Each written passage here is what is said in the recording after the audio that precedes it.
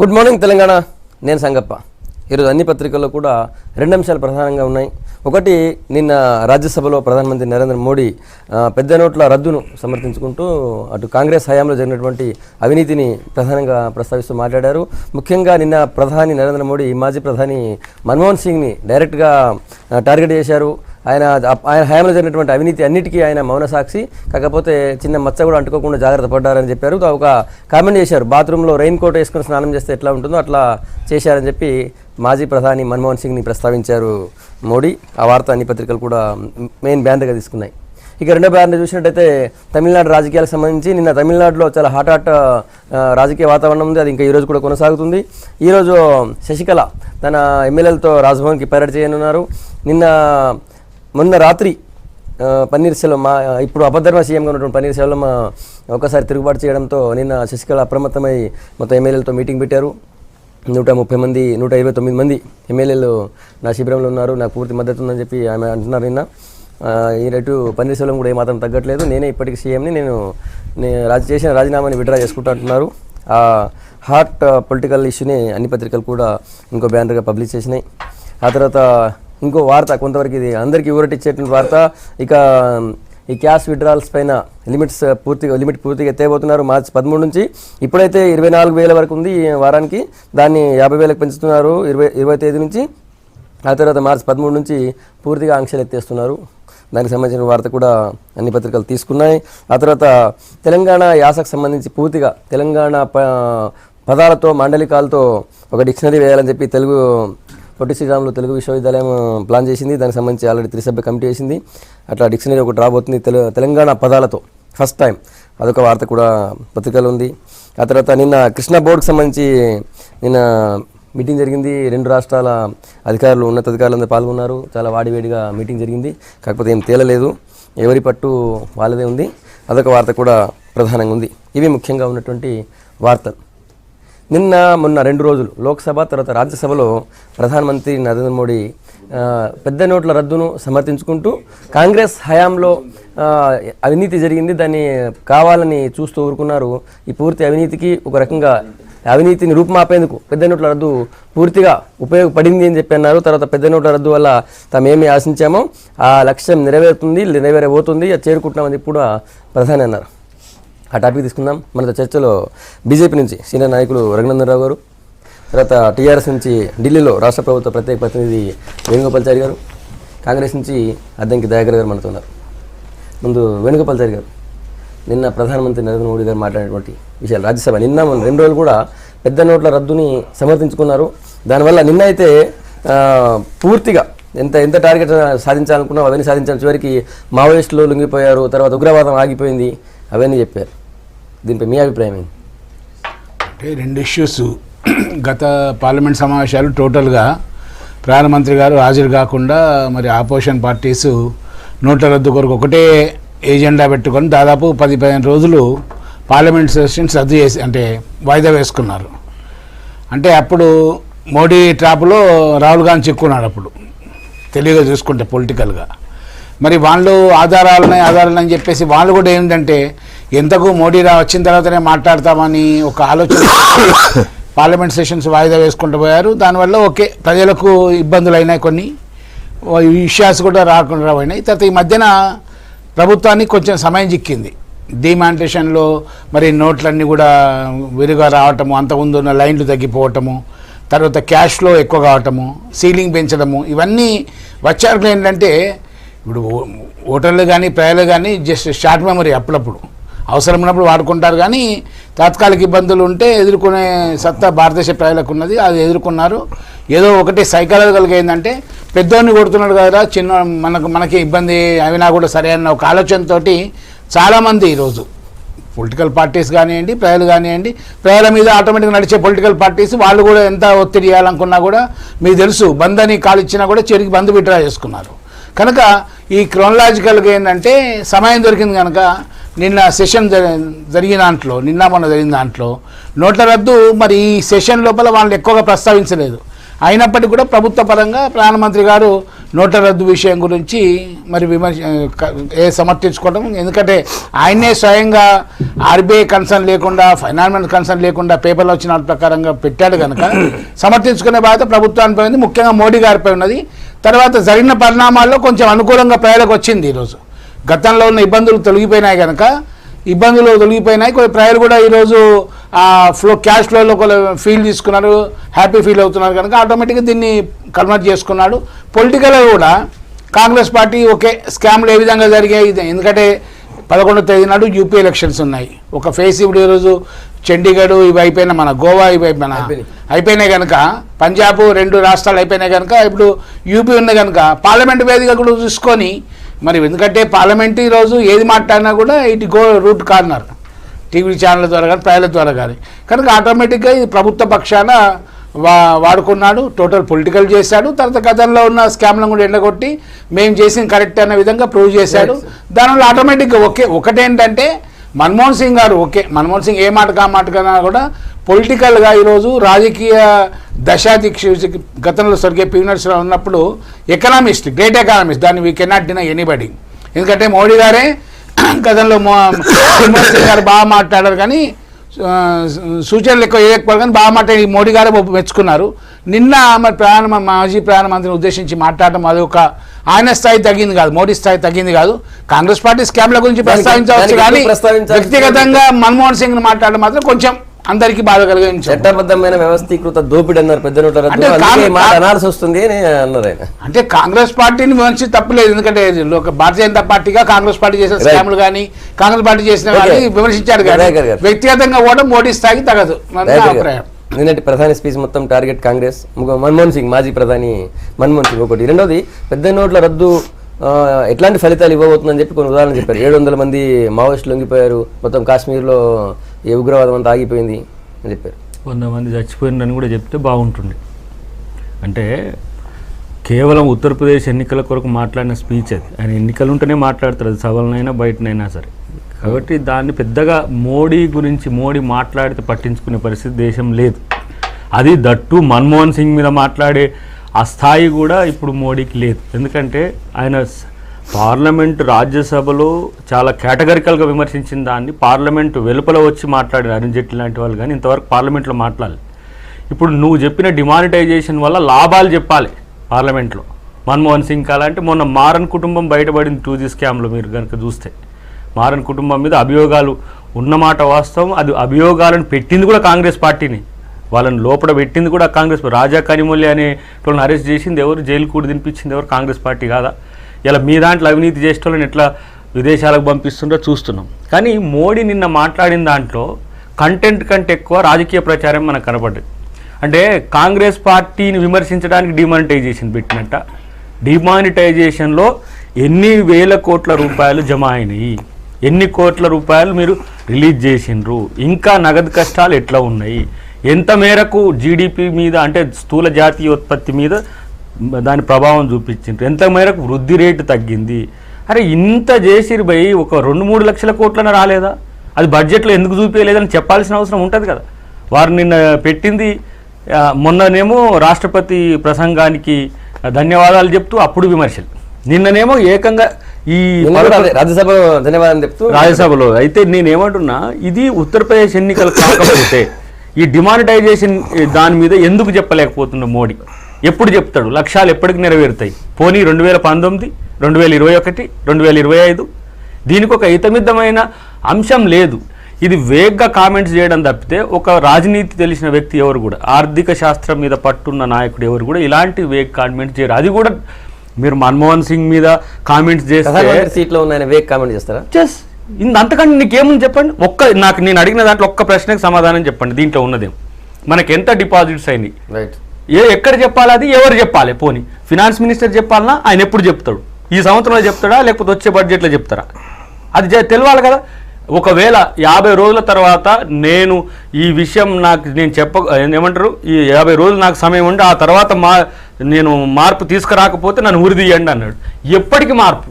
ఇది జరగాల్సిన నష్టం జరిగిపోయిన తర్వాత. ఇది ఇప్పుడు మోడీ గురించి ప్రజల్లో వచ్చిన ఆలోచనలోనే మార్పు వచ్చింది. ఎందుకంటే తను అబద్ధాలు ఈజీగా ఆడగలుగుతాడని, ప్రజల్ని ఈజీగా మోసం చేయగలుగుతాడు. రైట్, ఒక్క నిమిషం. రాజ్యసభ లోక్సభ సాక్షిగా అబద్ధాలు మాట్లాడారని దయాకర్ గారు అంటున్నారు. ఒకటి. రెండోది డిమానిటైజేషన్ ఇష్యూని తర్వాత ఈ నిన్నటి పార్లమెంట్ కేవలం యూపీ ఎలక్షన్ కోసం వాడుకున్నారు అంటున్నారు.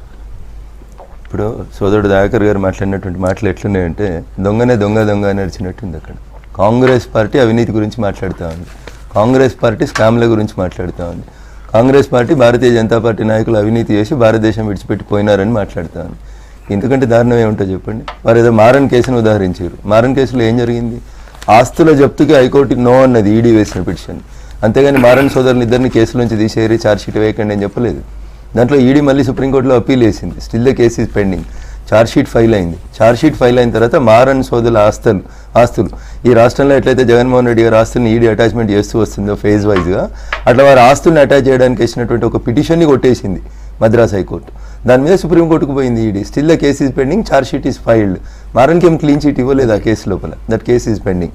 నిన్న నరేంద్ర మోడీ గారు సభలో మాట్లాడుతూ ఒక మాట మాట్లాడినారు. ఏమని? I never expected such words from Manmohan Sahebji నోటి నుంచి ఇట్లాంటి మాటలు వస్తాయని అనుకోలేదు అన్నారు. ఎట్లాంటి మాటలు? వ్యవస్థీకృత దోపిడీ అన్నారు. అట్లాంటి మాటలు ఒక మాజీ ప్రధానిగా పనిచేసినటువంటి వ్యక్తి, ఈ దేశ ఆర్థిక వ్యవస్థలో దాదాపు 3 దశాబ్దాల పాటు ఉన్నటువంటి వ్యక్తి, రిజర్వ్ బ్యాంకు గవర్నర్గా చేసిన వ్యక్తి, ఈ దేశానికి ఆర్థిక మంత్రిగా చేసినటువంటి వ్యక్తి, ఈ దేశానికి 10 ఏళ్ల పాటు ప్రధానమంత్రిగా చేసి పలు కుంభకోణాలకు ప్రత్యక్ష సాక్షి అయినటువంటి వ్యక్తి ఇట్లా మాట్లాడడం ఆ కుర్చీకి తగదు అని చెప్పిండ్రు. మీరు ఎందుకు మాట్లాడుతున్నారంటే చాలా స్పష్టంగా చెప్పినాం మేము. మీరు సభలో మమ్మల్ని హిట్లర్ అంటారు, ముసోలిని అంటారు, రకరకాలైనటువంటి పేర్లతోటి మాట్లాడతారు. మర్డరర్ అనే పదం వాడిరు. ఒక ప్రతిపక్ష సభ్యులు లేచి ప్రధానమంత్రి ఈజ్ ద మర్డరర్ అని మాట్లాడండి. మా అన్నయ్య 100 సావుల గురించి యాద్ చేసిండు. 1200 సావులు ఏడుకొని అన్న ఇదే తెలంగాణలో ఎవరన్నా దాని కారకులు? ఎన్నిసార్లు ఉరిదీయాలి మరి మిమ్మల్ని? ఎందుకు దాని గురించి మాట్లాడారు? దాకరన్న మీరు చెప్పినంత కాలం నేను చెప్పింది వినండి అన్న. 100 మంది చచ్చిరని మీరు లేని లెక్కలు అన్న, లేని లెక్కలు చెప్పి గగ్గోలు పెడతా ఉన్నారన్న 100 మంది గురించి. 1200 మంది చచ్చిరని తెలంగాణ ఉద్యమం, తెలంగాణ ఉద్యమంలో సచిరా సావలేదా చెప్పి చేసినాం కదా. కేసీఆర్ అన్నట్టే ఉంది, 1200 నుంచి 400కు వచ్చినట్టు. సరే కేసీఆర్ ఏం లెక్కలు చెప్పిండు, నువ్వేం లెక్కలు చెప్పినావు, నేనేం తెలంగాణ ఉద్యమం చేసినా ప్రజలకు తెలిసిన విషయం అది. ఇక్కడ జరుగుతున్నటువంటి చర్చలో మీరు బట్ట కలిసి మీద వారేసిపోతారు, మీ నోటికి వచ్చింది మీరు మాట్లాడి వెళ్ళిపోతారు. రాష్ట్రపతి ప్రసంగానికి సమాధానం చెప్పేటువంటి సమయంలో ప్రధానమంత్రి సమాధానం చెప్పొద్దా?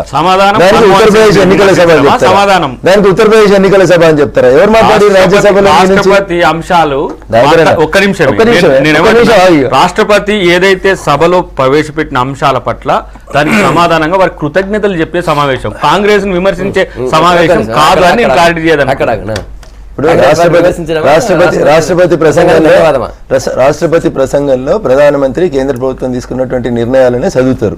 ఆయన పుట్టింది కాంగ్రెస్ లో, పెరిగింది కాంగ్రెస్ లో, రాష్ట్రపతి అయింది కాంగ్రెస్ ద్వారా అయినప్పటికీ కూడా నా ప్రభుత్వం అనే చదువుతాడు. నరేంద్ర మోడీ ప్రభుత్వాన్ని నా ప్రభుత్వం అని చెప్పిన దాని మీదనే వీరు నరేంద్ర మోడీ గారు వివరణిస్తూ వచ్చినారు. మీరు సభలో మాట్లాడారు, ఆ రోజు చర్చ జరగనీయలేదు డిమానిటైజేషన్ లో. డిమానిటైజేషన్ గురించి ప్రణబ్ ముఖర్జీ గారు ప్రస్తావించారు, రాష్ట్రపతి ప్రసంగంలో వచ్చింది. దానికి చర్చకు సమాధానం చెప్తున్నప్పుడు మీరు మాట్లాడినటువంటి మాటలకు జవాబు చెప్తూ వచ్చినారు. మరి మాట్లాడిన దాంట్లో తప్పేముంది? ఇన్ని కుంభకోణాలు జరిగితే ఏ కుంభకోణాలు కూడా ఆయన ముద్దాయి కాకుండా సేఫ్ గా ఉన్నాడు కాబట్టి రెయిన్ కోట్ వేసుకొని స్నానం చేసిరు అని చెప్పారు. దాంట్లో తప్పుందా? కాంగ్రెస్ పార్టీ దేశాన్ని జైలుగా మార్చింది అన్నారు. 72 తర్వాత ఎమర్జెన్సీ వచ్చినప్పుడు జరిగింది అదే కదా, అది వాస్తవం కదా. గతంలో ఇందిరాగాంధీని కూడా డిమానిటైజేషన్ చేసిండ్రు చేయమని అడిగిండ్రు అని చెప్పి it is born by record, అదే అడిగిండ్రు. ఆర్బీఐ వ్యవహారాలలో చిదంబరం జోక్యం చేసుకున్నాడు 2008లో. నన్ను ఇంట్రెస్ట్ మాట్లాడిన సార్ నేను విన్నాను.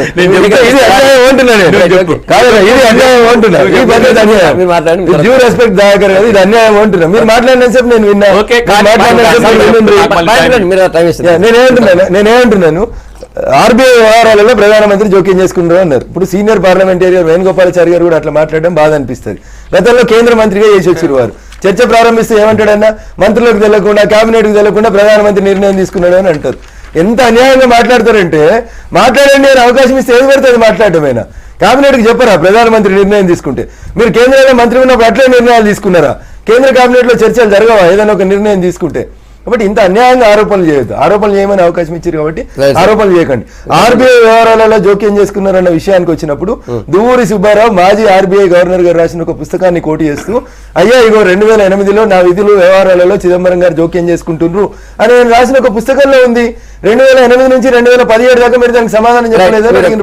ఇప్పుడు ప్రధాని సమాధానం కృతజ్ఞత రూపంలో ఉండాలి తప్పితే కాంగ్రెస్ విమర్శించే చర్చ ఈరోజు మనం చేస్తున్న వెంటనే రాజకీయాలు చేసినట్టు కాదు. ఎప్పుడు సమాధానం ఎప్పుడైనా కాంగ్రెస్ విమర్శించడానికి బీఏసీలో డిమానిటైజేషన్ చర్చ పెట్టినప్పుడు మీరు ఇవన్నీ మాట్లాడాల్సిన అవసరం ఉంది. ఇప్పుడు రాష్ట్రపతి దాన్ని కూడా రాజకీయం చేసే ప్రయత్నం ఒకటి. రెండవది నేను అంటున్నా, అవినీతి కాంగ్రెస్ చేసింది అని అంటే మీ ప్రధానమంత్రి గారికి వాళ్ళని పట్టుకునే దమ్ము లేదా? ఎన్నిసార్లు ఈ అవినీతి మీద మీరు చేస్తారు, ఒకటే ప్రచారం చేస్తున్నారు కదా. బొగ్గు స్కామ్లో మన్మోహన్ సింగ్ గారిని మీరు ముద్దాయిగా పెట్టిండ్రు, క్లీన్ చిట్ బయటకు వచ్చింది కదా. మీరు ఎవడో సురేష్ కల్మాడి లాంటి లేకపోతే రాజా కనిమొలి లాంటి ఇట్లాంటి ఒక డిస్క్రీటెడ్ ఒక 4-5 పర్సన్స్ని పెట్టి అవినీతి అంటే సోనియా గాంధీ మీద అవినీతి తేల్చండి, రాహుల్ గాంధీ మీద అవినీతి తేల్చండి, ప్రియాంక గాంధీ మీద అవినీతి తేల్చండి, వాద్రా అన్నారు కదా. ఏమాయ 2.5 సంవత్సరాలు వచ్చిన తర్వాత కూడా ఇంకా కాంగ్రెస్ అవినీతిని మీరు జపం చేసి దాన్ని పెట్టుబడిగా బతకాలనుకుంటే తప్పు. ఇప్పటికి మీ అవినీతి నేను చెప్తా. శివరాజ్ సింగ్ చౌహాన్ అవినీతి ఎటు పోవాలి, సుష్మా స్వరాజ్ అవినీతి ఎటు పోవాలి, వసుంధర రాజే అవినీతి ఎటు పోవాలి. ఇలా విజయ్ మాల్యాతో పాటు అంబానీ అదాన్లకు దాదాపు 2-3 లక్షల కోట్ల బెనిఫిట్ అయ్యే ఈరోజు స్కామ్ మీరు చేసిండ్రు. మేము వచ్చినప్పుడు మీరు కూడా తేలుస్తాం. మీరు ఎవరికి ఫేవర్గా చేసిండ్రు అది చెప్పలేమా? అధికారంలో మీద కామెంట్ చేయడం కామన్ అది.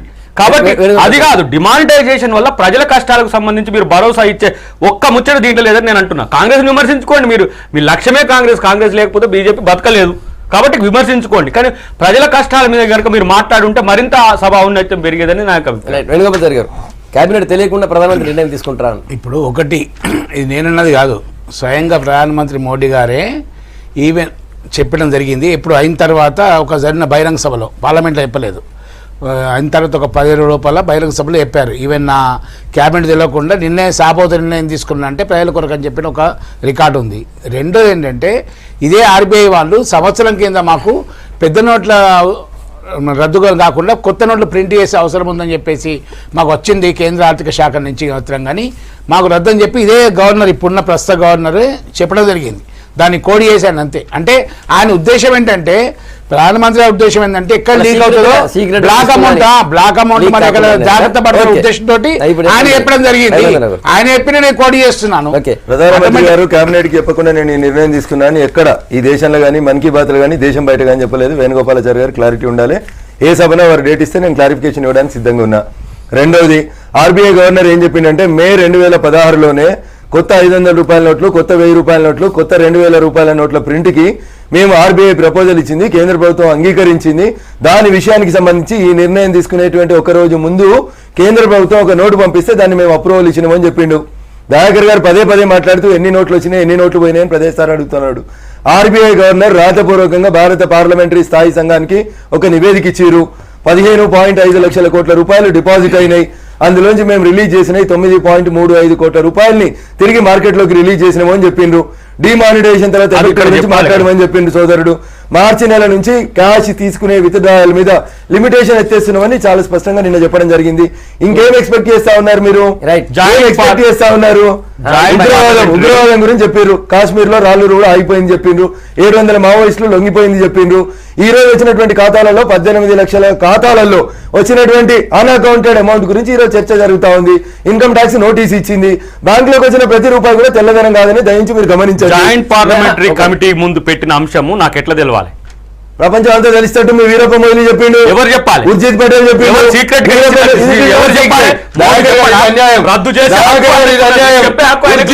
చెప్పిండు వీరప్ప మొయిలీ. మీ కాంగ్రెస్ ఉర్జిత్ పటేల్ కాపాడింది మన్మోహన్ సింగ్. వ్యవస్థ నిర్వీర్యం చేయడం ఒక మాట మోడీ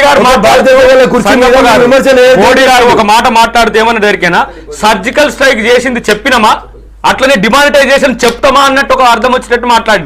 ఏంటంటే అది సర్జికల్ స్ట్రైక్ అంటే ఎవరి మీద? నీ శత్రువా ఈ భారతదేశ ప్రజలు? సర్జికల్ స్ట్రైక్ ఎవరి మీద చేసినావు? పాకిస్తాన్ మీద చేసిందని చెప్తున్నావు. ఇలా సర్జికల్ స్ట్రైక్ చేసింది చెప్పినమా, మేము ఇది చెప్పాల్సిన అవసరం ఉందా అనే ఒక నియంతృత్వ ధోరణి మోడీకి రావడం అనేది దురదృష్టకరం. భవిష్యత్తులో ప్రజలు ఇదన్నీ గమనిస్తారు. ఇలా మనం మాట్లాడుతున్న అంశాలన్నీ ఏవో కేవలం ఈ చర్చల వరకు పరిమితం అనుకుంటే తప్పు సందర్భం కాదు. ఇప్పటికీ తెలంగాణ ప్రాంతంలో కాదు, ఆంధ్రప్రదేశ్ రైతుల కష్టాల పట్ల ఇంతవరకు రైతుల ఆత్మహత్యల గురించి ఇప్పుడు ఎందుకు చర్చ? దయాకర్ గారు, ఇప్పటికి కూడా మీరు ఒకటి చెప్తారు, ఇప్పటికి కూడా డబ్బు లేక పంటలు రాజకీయ దిగుబడి లేక రైట్. ఇప్పుడు వచ్చిన వాటికి రైతులు ఆత్మహత్య చేసుకోలేకపోతే తెలంగాణ ఆత్మహత్య లేదు. డిమాండ్ అది ఆయన ఎన్నడూ చచ్చిపోలేదు. ఆత్మహత్య వారు పక్కకు పోవాలి. 2.5 లక్షల మంది రైతులు చచ్చిపోలేదు. కష్టాల గురించి రైతుల గురించి మాట్లాడు. పట్టించుకోవాలి. నెలకు రోజు రైతుల గురించి పెడతాం. కానీ ఇంతకు ముందు రఘునందన్ రావు గారు కూడా కోట్ చేశారు. మార్చి 13 నుంచి నగదుపై ఆంక్షలు ఎత్తేస్తున్నారన్నారు. 50,000. 50,000 వారానికి 50,000. ఈ 20th నుంచి 50,000 చేస్తారు. 50,000 కాదు సార్, నేను నాకు మొత్తం అయితే నేను దయాకర్ దయాకర్ గారు మొత్తం చదివారు వార్త. దయాకర్ గారు మొత్తం చదివారు. ఆగండి, మీరు ఆగండి. దయాకర్ మార్చి అకౌంట్ 13 లేదు సార్. మీరు ఒక్క నిమిషం సార్. మార్చి 13 నుంచి ఆంక్షలు ఎత్తేస్తున్నా అన్నారు. సో మొత్తం సమస్యలన్నీ అయిపోయినట్టేనే ఇక ప్రాబ్లమ్స్ సమస్యలు మొదలవుతున్నది అక్కడి నుంచి. అకౌంట్ లేని ఇప్పుడు అకౌంట్ లేని- మీరు వినండి సార్, చెప్పండి. బ్యాంకు అకౌంట్లు మీరు రిచ్ సార్, మీరు చాలా రిచ్, కార్డులు ఉంటాయి మీకు అన్ని, మీరు క్యాష్ లెస్ డిజిటలైజేషన్ మీద మీరు బాగుపడతారు. కానీ నాకు రూపాయి ఎట్లా రావాలి సార్? నాకు అకౌంట్ లేదు, నాకు బ్యాంకు ఏటీఎంలే కదా సార్ మీరు పైసలు ఇచ్చేది. నేను కూలి చేసుకోవాలంటే కూలివాడు ఇప్పుడు రైతు పని చేసేటప్పుడు లేడు, యజమాని పని ఇచ్చేటట్టు లేడు, మరి నాకు ఎవరు ఇవ్వాలి ఇది? అది కదా మేము అడుగుతున్నది. పేదోడి పక్షాన మేము మాట్లాడుతున్నాం, మీరేమో రిచ్ వాళ్ళ పక్షాన మీరు కార్డులు గీక్కుంటే పైసలు వస్తాయి, బ్యాంకులోకి పోతే 50,000 ఇస్తాము, ఇంకా మార్చి 30 తర్వాత మొత్తంగా వదిలేస్తాం అంటే ఎవరికి? క్యాష్ చెప్తున్నారు. ఎవరికి? మీరు ఇస్తే కదా సార్, మీరు దగ్గర ఉన్న డబ్బు మీరు రిచ్ అయి ఉండి మీరు కూలికి మమ్మల్ని పిలిస్తే మాకు వస్తాయి సార్. మీరు మీకే రావట్లేదు, మీరు మమ్మల్ని పని ఎందుకు పిలుస్తారు? ఇది మేము మాట్లాడుతున్నది, పేదోరి పక్షాన మేము మాట్లాడుతున్నాం. మీరేమో రిచ్ వాళ్ళు 10%, 15% కార్డులు ఉన్న వాళ్ళు, కార్లలో తిరిగేటోళ్ళు ముచ్చట మీరు ఇప్పటికీ తెలంగాణ ప్రాంతంలో రైతుకు రొక్కం వస్తుందో ఒక్కసారి గమనించండి. మీరు పంట ఇప్పుడు కంది పంట పెరిగి వచ్చింది, పత్తి అనుకుంటే కంది వేస్తే దిగుబడి పెరిగిన తర్వాత 5,000 రూపాయలకు కూడా చెక్కులు మిగతా ఏదో రూపంలో ఇస్తున్న పరిస్థితి ఉన్నది. ఇలాంటి ఇస్తారంటే కదా ఏది క్యాష్ ఇస్తారంట కదా. క్యాష్ ఎవరు ఇస్తారు? ఇప్పుడు ఆ ఏజెంట్ ఉంటాడు, ఎవరు మన ఎవరైతే మార్కెట్ లో ఉండేట ఆయన ఉంటాడు, ఆయన దగ్గరికి డబ్బు రావాలి కదా. వాళ్ళ దగ్గరికి ఎంత వస్తుంది? 9 లక్షల అదంతా డబ్బులు వస్తే ఇక మన ఈ డిమానిటైజేషన్ లక్ష్యం అంతా నెరవేరినట్టు. లక్ష్యం నెరవేరిందా లేదా అనేది వారు చెప్పాలి. మేము కొన్ని ఆరోపణలు చేసినాం సార్. 30 లక్షల సామాన్యుడు కూడా లాభం జరుగుతుంది. 30 లక్షల కోట్ల రూపాయల ఏది జీడిపి మీద ఎఫెక్ట్ పడింది, అంత మేరకు తగ్గుతున్నది 0.5 అని వాళ్ళే చూపించారు. ఆ తగ్గుదలకు ఏ రకంగా పెరుగుదల అనేది వాళ్ళు చెప్పాలి. వెనుకపల్లి గారు మార్చి 13 నుంచి మొత్తం ఈ ఆంక్షలు ఎత్తేస్తారు విడ్రాల్స్ మీద. సో సమస్యలను తీరిపోతాయి అనుకోవచ్చు ఒకటి. రెండోది, ఇక ఈ పరిస్థితి ఫ్రీ అయిన తర్వాత మనకు బాగా మేలు జరిగే అవకాశం ఉంది. అందరూ మీరే అయిపోయింది. ఇంతకుముందు పెద్దోని కొడుతున్నాడు మనందరికి ఇస్తారని ఒక ఆశ ఉండింది. ఆశ నెరవేరుతుందా ఇప్పట్లో? అంటే ఏదేమైనప్పటికీ కూడా ఒక మంచి ప్రయత్నం. ఎందుకంటే వ్యవస్థీకృతంగా ఎకనామిక్లో కానీ భారతదేశ చట్టాల్లో కానీ కొన్ని లోపాలు ఉన్నాయి. ఆ లోపాలు ఎత్తి చూపాలి, లోపాలను నిర్ధారించే ఉద్దేశంతో బ్లాక్ మనీ అరికడతా అని చెప్పేసి కూడా ఎలక్షన్ మేనిఫెస్టోలో గతంలో భారతీయ జనతా పార్టీ ఒక వాయిదా చేసింది. ఓకే, విదేశాల్లో కొన్ని ఆంక్షలు ఉన్నాయి, మన దేశంలో కొన్ని ఆంక్షలు ఉన్నాయి. అది ఇప్పుడు 2017-18 వరకు మేము చేయలేము అన్న ఆలోచనతోటి రావడం వల్ల ఈ ఒక ఆలోచన ప్రక్రియ బహుశా మోడీ గారి మధ్యలో మెదిలి ఉండవచ్చు. మెదిలి మన దగ్గర కూడా ఈ మన క్యాష్లెస్ తర్వాత లావాదేవీలన్నీ కూడా ఇది స్కైప్ దాంట్లో కార్డ్స్ దాంట్లో చేసుకున్న ఆలోచన రావచ్చు. ఇది ఒక మంచి పరిణామమే ఒకటి. రెండోది ఏంటంటే ఇప్పుడు ప్రతి రాష్ట్రం కూడా దీనివల్ల ఫస్ట్ 1 సంవత్సరం 2 సంవత్సరాలు నష్టపోతుంది. కాకపోతే రాబోయే రోజుల్లో ఏదైతే ఇప్పుడు కేంద్ర ప్రభుత్వం జిఎస్టీ కానీ బ్యాంక్ ట్రాన్సాక్షన్ ట్యాక్స్ ద్వారా కానీ పెట్టబోతుందో దానివల్ల ఒక్కొక్క రాష్ట్రానికి డీవాల్యుయేషన్ పెరిగే అవకాశాలు ఉన్నాయి. కనుకనే మా ముఖ్యమంత్రి గారు కానీ అందరు ముఖ్యమంత్రి గారు సపోర్ట్ ఇచ్చారు డిమానిటేషన్ విషయం. ఎందుకంటే ఇప్పుడు మాకు 40% నష్టమైనప్పటికీ కూడా రాబో రోజుల్లో ఇది 2 3 అయ్యే అవకాశం ఉంది. కనుక ప్రతి పౌరుడు కూడా తను సంపాదించుకున్న దాంట్లో ఇన్కమ్ ట్యాక్స్ కట్టే పరిస్థితి ఉన్నాయి కనుక ఈరోజు కార్యక్రమాలు చేయాలి. ఇంకా ప్లస్ రెండో దయాకర్ చెప్పినట్టు ఏంటంటే ఈ budget already vote on budget పెట్టారు. రాబో రోజుల్లో ఇంకొక ఇప్పుడు మహిళా సమాఖ్య గ్రూపులు దెబ్బతిన్నాయి. కోఆపరేటివ్ రంగంలో కొందరు ఒరిజినల్ రైతులు పెట్టుకున్న డబ్బులు దెబ్బతిన్నాయి. రైతులకు కూడా ట్రాన్సాక్షన్ వల్ల ఈరోజు రావటం వల్ల కనుక ఇవి కూడా దయచేసి ఈ సెషన్ ఆలోచించేసి పెడితే ఆటోమేటిక్గా మోడీది సక్సెస్ అయినట్టే. ఇష్యూస్ అన్ని సాల్వ్ అయినట్టేనమ్మా. ఇక మొత్తం పూర్తిగా ఈ ఆంక్షలు ఎత్తేసిన తర్వాత ఇష్యూస్ అన్ని సాల్వ్ అవుతాయి ఒకటి. రెండోది, మీరు అనుకున్నట్టు లక్ష్యం నెరవేరిందా? ఈ డిమానిటైజేషన్తో ఈ 50 రోజులు ఆగితే చాలు మీకు, తర్వాత మీరు అద్భుతమైన ప్రపంచాన్ని చూస్తారు, అద్భుతమైన లైఫ్ని చూస్తారన్నారు. సో అసలు 50 రోజులు కాలేదు, ఇప్పటివరకు మార్చి 13 దాకా అనుకుందాం. మార్చి 13 తర్వాత మారుతుంది నిజంగా అందరి లైఫ్. సంగప్ప గారు, నేనేమంటున్నాను, ఏదైనా ఒక మంచి నిర్ణయం తీసుకుంటున్నప్పుడు లేదా ఏదైనా ఒక పని ప్రారంభించినప్పుడు ఈ రోజే ప్రాజెక్టు కట్టడం మొదలు పెడితే రేపే ఫలితం వస్తుందని ఎవరు అనుకోవద్దు. ఎందుకంటే 1991లో పివి నరసింహరావు గారి ఆయనలో మీరు ఆర్థిక సంస్కరణలు మొదలుపెట్టారు. ఫలితాలు రావడానికి ఎన్ని సంవత్సరాలు పట్టింది? కాబట్టి ఏదైనా ఒక మంచి నిర్ణయం తీసుకుంటున్నప్పుడు, ఈ దేశం సమూలంగా మారాలని కోరుకుంటున్నప్పుడు 2% కూడా మీరు క్యాష్లెస్ సొసైటీ లేనటువంటి దగ్గర నుంచి, 2% కూడా డిజిటలైజేషన్ లేనటువంటి దగ్గర నుంచి ఒకటేసారి 100% రావాలంటే రాదు కదా సంగప్ప గారు. అది 20% వచ్చినా, 30% వచ్చినా, 40% వచ్చినా గ్రోత్ వచ్చినట్టే. మాట్లాడితే అద్దంకి దయాకర్ గారు ప్రతిదాన్ని రాజకీయ కోణమే మాట్లాడుతున్నారు, రాజకీయమే చేస్తూ ఉన్నారు. మాట్లాడితే ఉత్తరప్రదేశ్లో సభలు ఉన్నాయి కాబట్టి, ఎన్నికలు ఉన్నాయి కాబట్టి మాట్లాడుతాను. అది కూర్చునేది రాజకీయ నాయకులు కూర్చునే సభ, మాట్లాడేదే రాజకీయ నాయకులు. రాజకీయం మాట్లాడకపోతే ఏం మాట్లాడతారు సంగప్ప గారు? పార్లమెంట్లో రాజకీయ నాయకులు కూర్చోకపోతే ఎవరు? సన్యాసులు కూర్చుంటారు, ప్రజలు ఓట్లు వేసిన వాళ్ళు కూర్చుంటారు, ప్రజలు ఓట్లు వేసిన రాజకీయాలు చేస్తారు. వారు కరెక్ట్ మాట్లాడండి, తప్పు మాట్లాడండి. దయాకర్ గారు నేను చెప్తాను, పార్లమెంట్లో రాజకీయాలు చేస్తారు. ఏం మాట్లాడారు మీరు? పార్లమెంట్లో రాజకీయాలు చేస్తారు. ఒక్క నిమిషం, వ్యవస్థీకృత దోపిడీ అనే రాజకీయ నాయకులు ఉంటారు కాబట్టి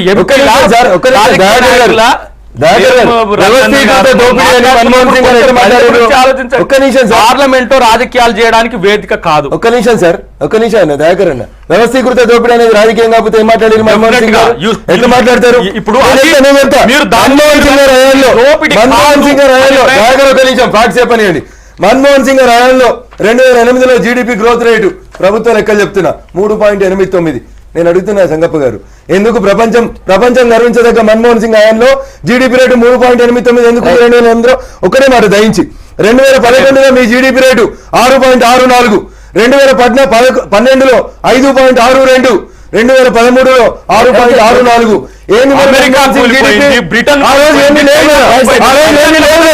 ఎందుకు ఈ జీడిపి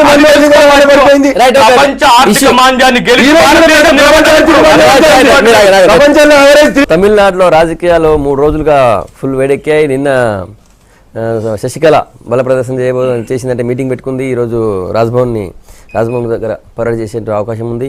తర్వాత అటు పన్నీర్ సెల్వం అపధర్మ ముఖ్యమంత్రి, ఆయన కూడా నాకు బలం ఉంది, నేను కూడా గవర్నర్ కలుస్తా అంటున్నారు. చూస్తాం ఏం జరిగే అవకాశం ఉంటుంది. ముందు వేణుగోపాల్ గారు ఒక సీనియర్ లీడర్గా తమిళ రాజకీయాలు ఎట్లా చూస్తారు? ముఖ్యంగా ఈ ఇష్యూలో ఆమె నాకు బలం ఉంది అంటుంది, ఈయన కూడా నేను రాజీనామాని విత్డ్రా చేసుకుంటా అంటున్నాడు. ఏం జరిగే అవకాశం ఉంటుంది? గవర్నర్ ఏం చేస్తారు ఇప్పుడు?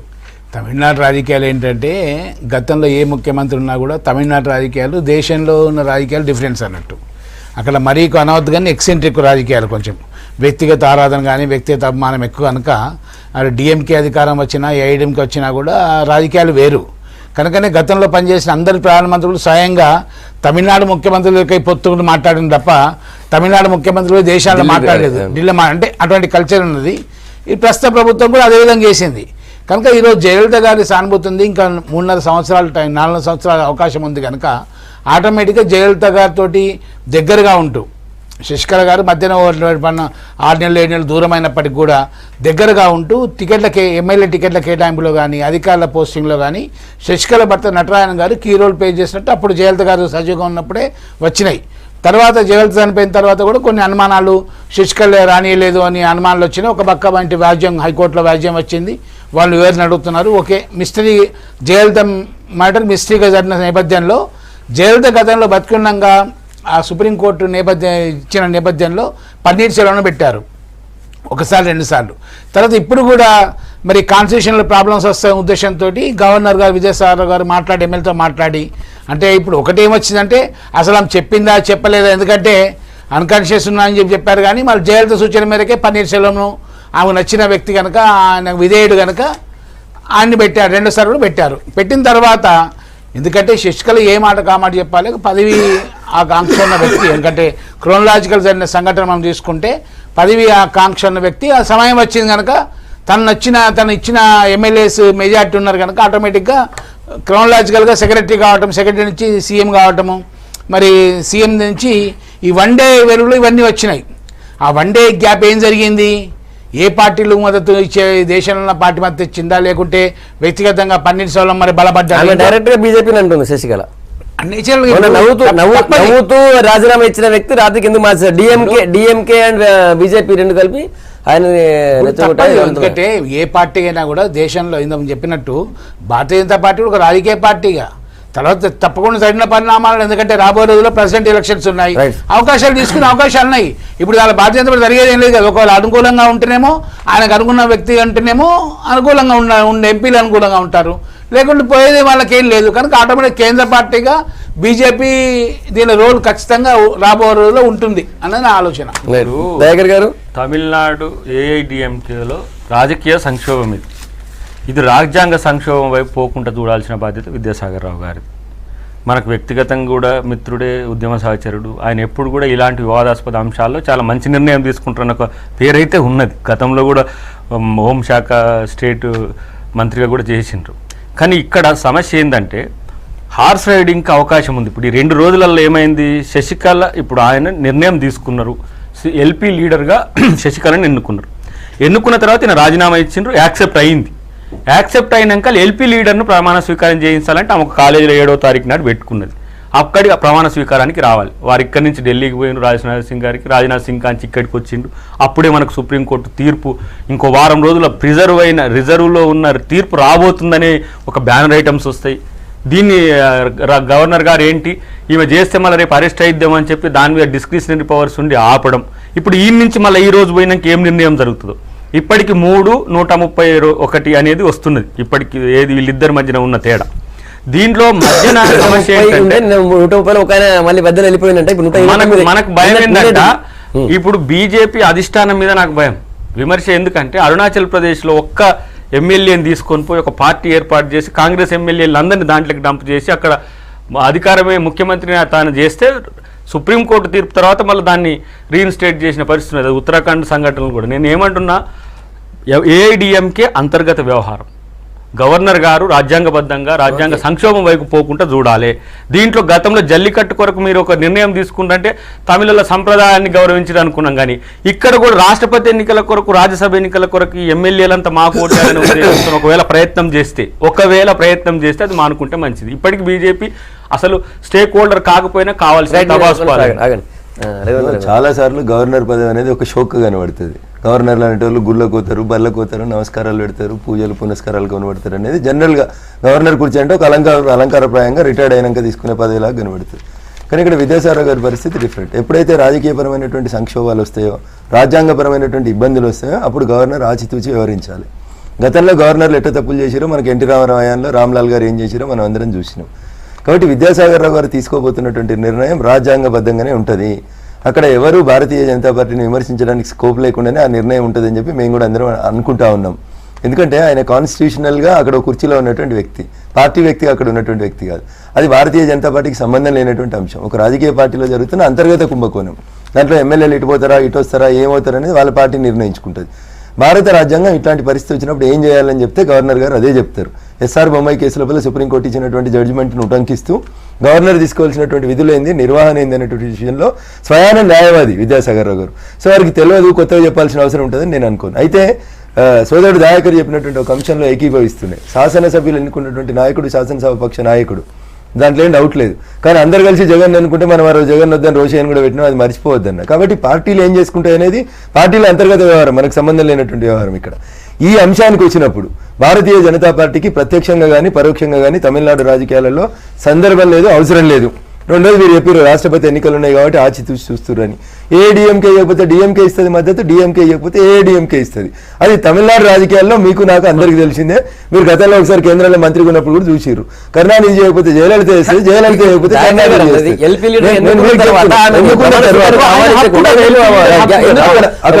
అక్కడ వచ్చిన ఒకే ఒక కాన్స్టిట్యూషనల్ ఆబ్లిగేషన్ ఏంటంటే సుప్రీంకోర్టు ధర్మాసనం 2014లో ఇచ్చిన ఒక జడ్జిమెంట్. శిక్ష పడితే ఏంది, ఇప్పుడు జడ్జిమెంట్ ప్రిజర్వ్ అయింది, ఈ రోజు జడ్జిమెంట్ వచ్చింది అనుకో. ఒకటే నిమిషం దాకా నేను చెప్పిన తర్వాత చెప్పండి. ఈ రోజు జడ్జిమెంట్ వచ్చి శశికళని గతంలో పడ్డటువంటి శిక్షను కన్ఫర్మ్ చేసింది అనుకోండి. మళ్ళీ ఆమె ఇవాళ సాయంత్రం మళ్ళీ దిగిపోవాలా, పొద్దుల ప్రమాణం చేసి సాయంత్రం దిగిపోవాలి.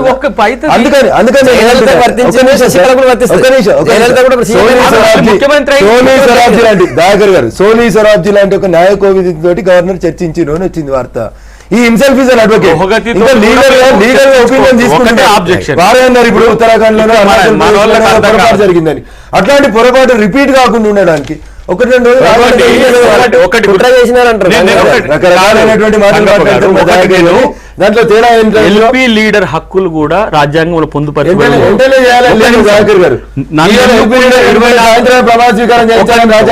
చెప్పేదండి ఇప్పుడు ఎగ్జాంపుల్ కేసీఆర్ గారిని ఎల్పీ లీడర్గా ఎన్నుకున్నారు. దళితుని ముఖ్యమంత్రి చేస్తామని చెప్పి నువ్వు చేయలేదు కాబట్టి నరసింహన్ గారు అన్నారు అనుకో. చంద్రబాబు నాయుడు కేసులు ఉన్నాయని చెప్పి పెట్టారు దయాకర్ గారు. గవర్నర్ గారికి రాజ్యాంగబద్ధమైన హక్కులు ఎట్లా ఉన్నాయో ఎల్పీ లీడర్ ఎన్నుకున్న తర్వాత కూడా ప్రధాన కార్యదర్శి ఆమె నేను ఒకటే ఆ పార్టీ అధ్యక్షురాలు. విమర్శించాలి కాబట్టి విమర్శిస్తా ఇక్కడ ఎల్పీ లీడర్ చెప్తాను. ఇప్పటికీ భారతదేశంలో ఇట్లాంటి సంఘటనలు ఒకటే నిమిషం ఇప్పటికీ 3 సార్లు ఇట్లాంటి సంఘటనలు భారతదేశంలో జరిగినాయి. న్యాయ కోవిధుల సలహా తీసుకున్న తర్వాతనే ముఖ్యమంత్రుల నియామకం జరిగినటువంటి చరిత్ర, దానికి సంబంధించినటువంటి కేసులు విజ్ఞప్తి కూడా నేనేం చెప్తున్నాను, విజ్ఞప్తి కూడా నేనేంటున్నాను, శశికళను ముఖ్యమంత్రి చేయాలా వద్దా అనేది ఇప్పుడు చర్చ కాదు. పన్నీర్ సెల్వం నేను రాజీనామాను వెనక్కి తీసుకుంటా అంటే తప్పు అవుతుంది. అని తీసుకునే అధికారం లేదు. తెలుగు ప్రజలకు ఒక విజ్ఞప్తి చేస్తున్నారు. 2 రాష్ట్రాలు మీ బీజేపీ నాయకులు విద్యాసాగర్ రావు గారిని కాంట్రడక్షన్ లకు మంచి పేరు ఉన్నది, వారిని మంచిగా వారి పనిని చేసుకోమని మోడీ గారి లేఖ రాయండి. గవర్నమెంట్ తెచ్చిన మీరు రామ్లాల్ లెక్క ఇదే నరసింహన్ సాక్షిగా జగన్ ఏం చేసిరు? మీరు 151 మంది ఎమ్మెల్యేలు జగన్ ఏం చేసిరు? జగన్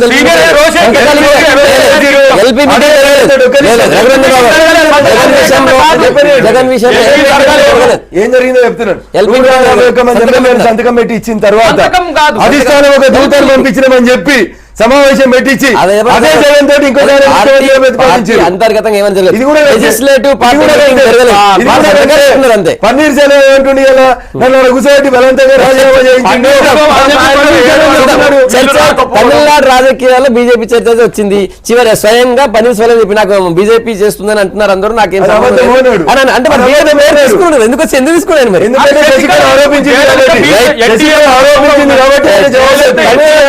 బీజేపీ వ్యతిరేకంగా మాట్లాడుతుంది. రైట్, మొత్తం బీజేపీ పేరైతే వస్తుంది. మరి ఏమైతే చూద్దాం. థ్యాంక్ యూ రఘునందన్ గారు, వేణుగోపాల్చారి గారు, అద్దంకి దయాకర్ గారు. గుడ్ మార్నింగ్ తెలంగాణ మీ అభిప్రాయాలు చెప్పినందుకు.